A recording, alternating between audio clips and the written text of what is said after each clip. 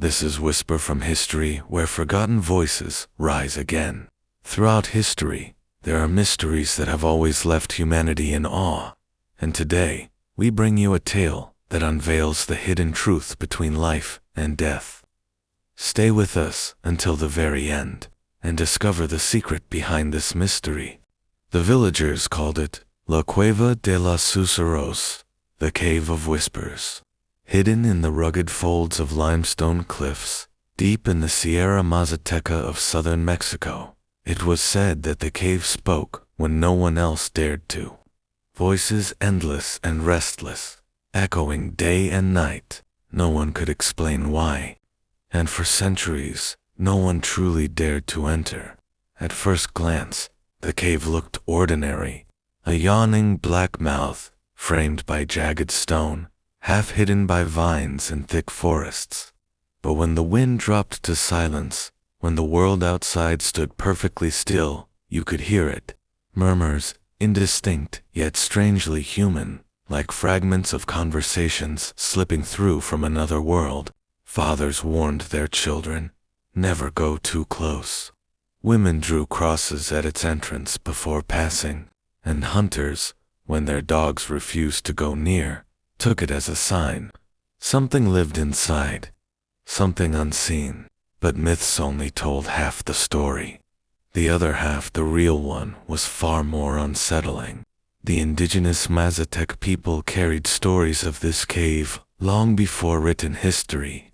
They believed it was a portal, a thin place between the land of the living and the realm of the spirits. Shamans would approach its entrance during rituals, speaking prayers and listening to the echoes. They claimed the voices were ancestral, the dead who refused silence, and yet there was fear. No shaman ever stepped inside. To enter was to risk being claimed. The cave, they said, could swallow a soul. But centuries later, outsiders came, explorers, soldiers, missionaries, and unlike the locals, they saw not spirits, but opportunity. In the 16th century, Spanish colonizers swept across the region. They heard the tales of the talking cave, and priests labeled it a place of the devil.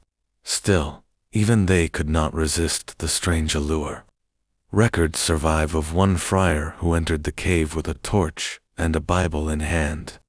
He walked only 20 steps before retreating, pale and trembling. His words, scribbled in a fragile letter, remain.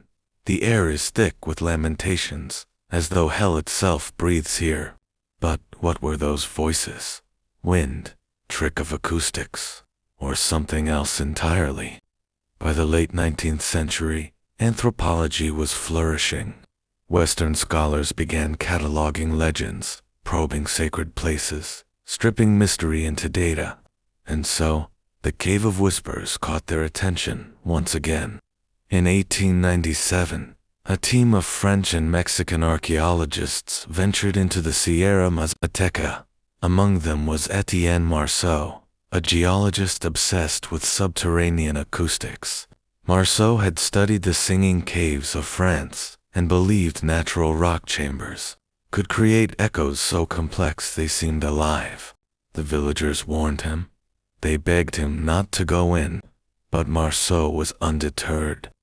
On July 14th, under a blazing sun, he entered with 3 assistants, ropes, lanterns, and notebooks. At first, it was nothing unusual. Dripping water, uneven stone. Then the sound began. It wasn't an echo in the traditional sense. It was layered, overlapping. Dozens of murmurs at once, some distant, some startlingly near, as if invisible mouths spoke inches from their ears.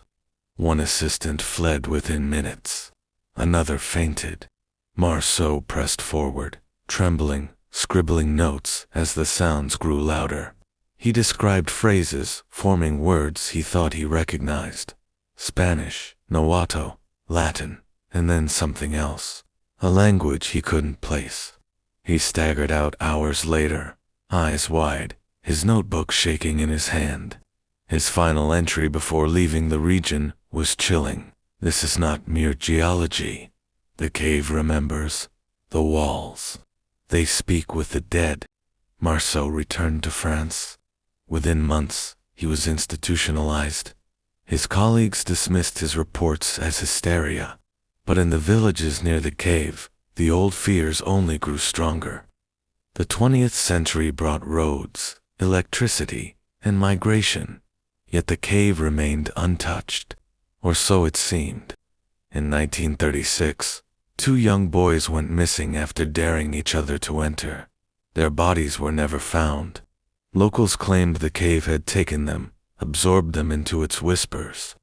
Police dismissed it as a tragic accident. Perhaps they fell into an unseen shaft. But no official search ever penetrated more than a few hundred meters. Then, during the 1960s, new disappearances began to cluster around the cave. Hikers, students, even a soldier from a nearby outpost. Their last known destination was always the same, and with each loss, the cave's legend grew darker. But this was only the beginning. In 1972, Dr. Rosalia Ventura, a Mexican ethnography, arrived in the Sierra. She had spent years documenting indigenous rituals and sacred landscapes, and the stories of La Cueva de los Uceros fascinated her. Unlike the European explorers before her, Ventura did not mock the myths. She listened. She sat with elders, collecting testimonies. She spoke with shamans, who swore they had heard the voices of their ancestors calling their names. And then, against every warning, she decided to enter. Ventura was careful. She carried a reel-to-reel recorder, extra batteries, and ropes. 2 local guides accompanied her, but refused to step inside. Alone, she descended, her recorder humming. The first 30 minutes revealed nothing unusual. Dripping stalactites, shifting shadows, the hollow hush of underground chambers. But then, on her playback device, something faint, almost imperceptible, but real. A man's voice.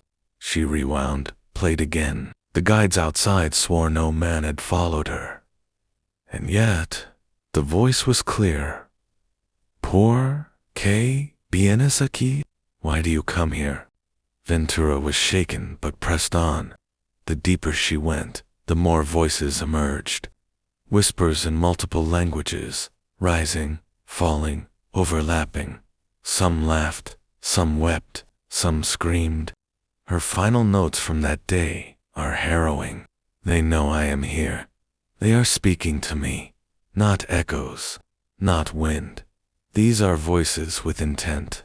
She emerged pale, trembling, and refused to re-enter.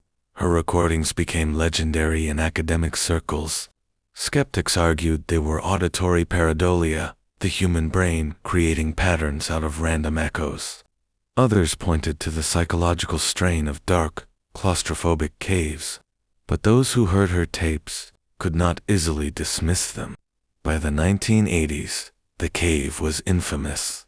Reporters, adventurers, and thrill-seekers began arriving, each hoping to experience the whispers for themselves. Many claimed they heard nothing. Others came back shaken, muttering about voices calling their names. One journalist described it vividly. It was like standing in a crowded room, where everyone spoke at once, yet no one was visible. The voices circled me, behind, above, inside my chest. And then, unmistakably, one said my name. Quiet, but clear.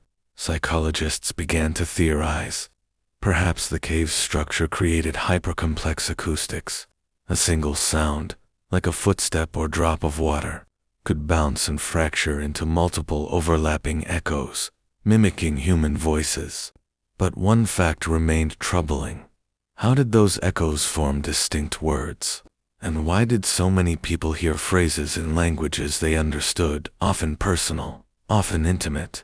The cave offered no answers. In the early 1990s, rumors spread of military interest. Local villagers reported trucks arriving at night, men unloading equipment, sealing off the cave for weeks at a time.